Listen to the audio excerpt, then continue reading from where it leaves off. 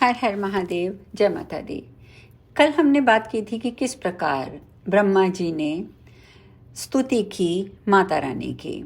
सूत जी आगे कहते हैं, ब्रह्मा जी द्वारा इस प्रकार स्तुति किए जाने पर विष्णु के शरीर से निकलकर तामसी देवी उनके समीप खड़ी हो गईं। तदंतर अतुलित तेज वाले विष्णु के समस्त अंगों को छोड़कर योग निद्रा उन दोनों का संहार करने के लिए बाहर निकल आई। योग माया के प्रभाव से मुक्त हुए वे जनार्दन अब चेतना वाले शरीर वाले हो गए और तब उन विष्णु को देखकर ब्रह्मा जी को अत्यंत प्रसन्नता हुई। इस प्रकार से सप्तम अध्याय समाप्त होता है और अब हम अष्टम अध्याय की ओर चलते हैं। इतना सुनने के पश्चात ऋषिगणों ने पूछा कि हे महाभाग, हमें इस कथानक में महान अद्भुत संशय है। हे महामते, वेदों, शास्त्रों, पुराणों, बुद्धिमान लोगों की सदा से ये अवधारणा रही है कि ब्रह्मा, विष्णु, शंभो ये तीनों देवता सनातन हैं और इस ब्रह्मांड में इनसे बढ़कर अन्य कोई नहीं है। ब्रह्मा जगत का सृजन करते हैं, विष्णु पालन करते हैं, शंकर प्रलय काल में संहार करते हैं। ये तीनों ही इसमें कारण हैं। ब्रह्मा, विष्णु, महेश ये तीनों देवता एक ही मूर्ति के तीन स्वरूप हैं। ये लोग क्रमशः रज, सत्व और तम गुणों से युक्त होकर अपना अपना कार्य करते हैं। उन तीनों में माधव, पुरुषोत्तम, आदिदेव, जगन्नाथ, श्री हरि श्रेष्ठ हैं और वे सभी कार्य संपादित करने में समर्थ हैं। अनुपम तेज वाले विष्णु से बढ़कर सर्वसमर्थ अन्य कोई नहीं है। उन जगतपति विष्णु को योग माया ने विवश करके भला कैसे सुला दिया? उस समय उन विष्णु की चेतना कहाँ चली गई थी और उनके जीवन की चेष्टा कहाँ लुप्त हो गई? हे महाभाग, ये महान संदेह उपस्थित है। आप इस विषय में यथोचित बताने की कृपा करें। जिस शक्ति के विषय में आप पहले बता चुके हैं कि उसने भगवान विष्णु को भी पराभूत कर दिया था, हम जानना चाहते हैं कि वह शक्ति कौन सी है, वह शक्ति कहाँ से उद्भूत हुई है, शक्ति संपन्न कैसे हुई है, उसका स्वरूप क्या है। हे सुव्रत, यह सब हमें आप स्पष्ट रूप से बतलाइए। जो विष्णु हैं वे तो सबके ईश्वर, वासुदेव, जगत के गुरु, परमात्मा, परम आनंद स्वरूप तथा सच्चिदानंद की साक्षात मूर्ति हैं।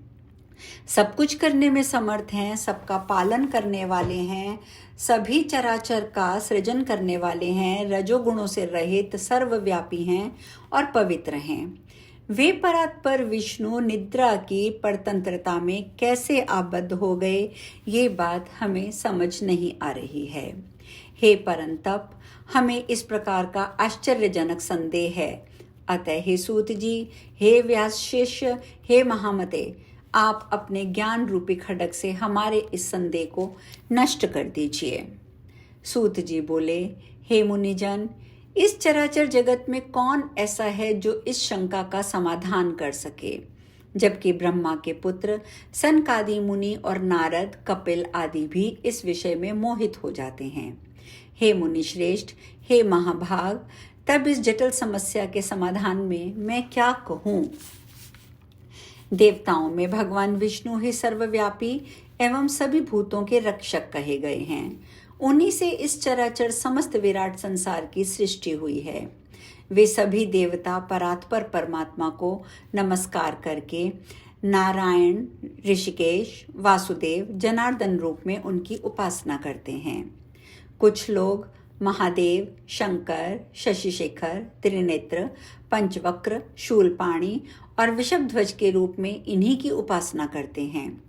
सभी वेदों में भी त्र्यंबकम अर्थात कपर्दी, पंचवक्र, गौरी देहधारी, कैलाशवासी, सर्वशक्ति समन्वित, भूतगणों से सेवित एवं दक्ष यज्ञ विध्वंसक आदि नामों से उनका गुणगान किया गया है। हे महाभाग, वैदिक विद्वान लोग सूर्य आदि नामों से भी नित्य प्रातः, सायं, मध्याह्न काल्य में, संध्या करते समय विविध प्रकार की स्तुतियों से इन्हीं की ही प्रार्थना करते हैं।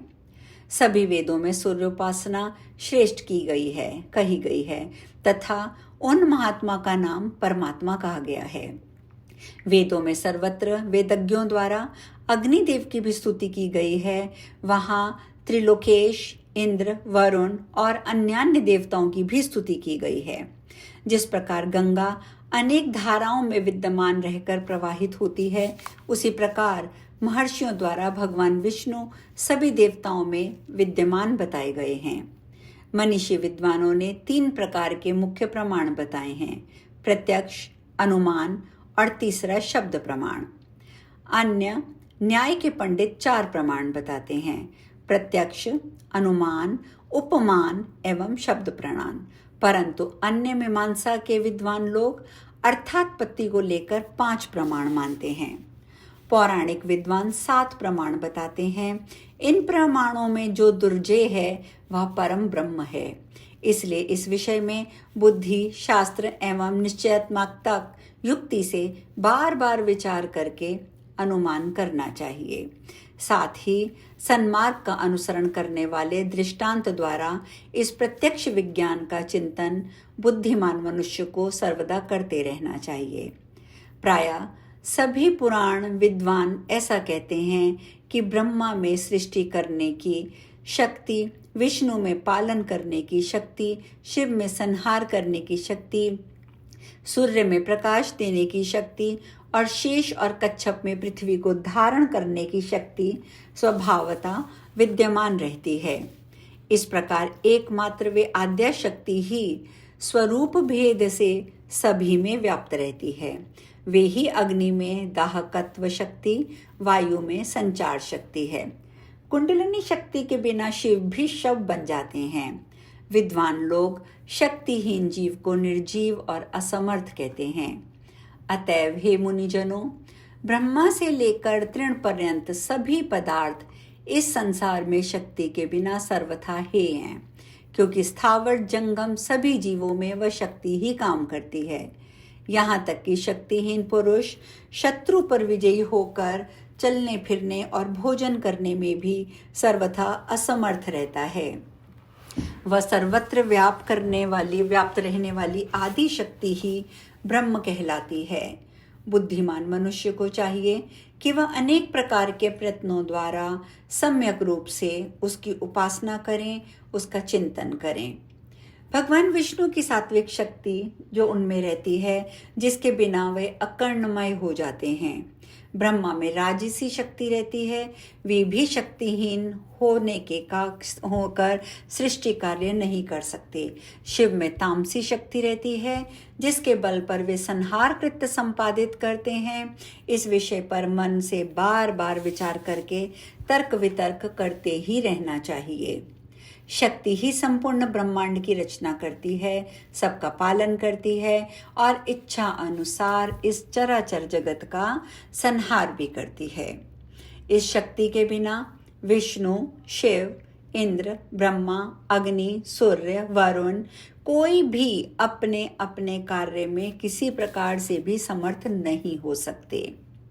वे देवगण शक्ति युक्त होने पर ही अपने अपने कार्यों को संपादित करते रहते हैं। प्रत्येक कार्य कारण में वही शक्ति प्रत्यक्ष दृष्टि गोचर होती है। मनीषी पुरुषों ने शक्ति को सगुणा और निगुणा भेद से 2 प्रकार का बताया है। सगुणा शक्ति की उपासना आसक्त जनों और निर्गुणा शक्ति की उपासना अनासक्त जनों को करनी चाहिए। धर्म, अर्थ, काम, मोक्ष इन चारों पदार्थों की स्वामिनी वे ही निर्विकार शक्ति है। विधिवत पूजा करने से वे सब प्रकार के मनोरथ पूर्ण करती है। सदा माया से घिरे हुए अज्ञानी लोग उस महाशक्ति को जान नहीं पाते। यहाँ तक कि कुछ विद्वान पुरुष उन्हें जानते हुए भी दूसरों को भ्रम में डालते हैं। कुछ मंदबुद्धि पंडित अपने उदर की पूर्ति के लिए कली से प्रेरित होकर अनेक प्रकार के पाखंड करते हैं। हे महाभाग, इस कली में बहुत प्रकार के अवैदिक और भेदमूलक धर्म उत्पन्न हो गए हैं, दूसरे युगों में नहीं होते।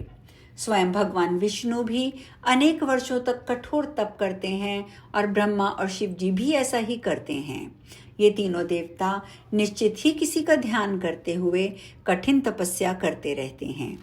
इस प्रकार अपनी इच्छाओं की पूर्ति के लिए ब्रह्मा, विष्णु, महेश ये तीनों ही देवता अनेक प्रकार के यज्ञ सदा करते हैं। वे उन पराशक्ति ब्रह्म नाम वाली परमात्मिका देवी को नित्य और सनातन मानकर सर्वदा मन से उन्हीं का ध्यान करते हैं। हे मुनिश्रेष्ठ, सब शास्त्रों का यही निश्चय जानना चाहिए कि दृढ़ निश्चय विद्वानों के द्वारा वे आदि शक्ति ही सदा सेवनीय है। यह गुप्त रहस्य मैंने श्री कृष्ण द्वैपायन से सुना है, जिसे उन्होंने नारद जी ने अपने पिता ब्रह्मा जी से और ब्रह्मा जी ने भगवान विष्णु के मुख से सुना है। इसीलिए विद्वान पुरुषों को चाहिए कि वे ना तो किसी अन्य की बात सुने, न माने तथा दृढ़ प्रतिज्ञ होकर सर्वदा शक्ति की उपासना करें। शक्तिहीन असमर्थ पुरुष का व्यवहार तो प्रत्यक्ष ही देखा जाता है, क्योंकि वह कुछ नहीं कर पाता। इसलिए सर्वव्यापिनी आदि शक्ति जगत जननी भगवती को ही जानने का प्रयत्न करना चाहिए। इस प्रकार से आज हम यहाँ पर अष्टम अध्याय पूर्ण करते हैं। शेष कल। हर हर महादेव। जय माता दी।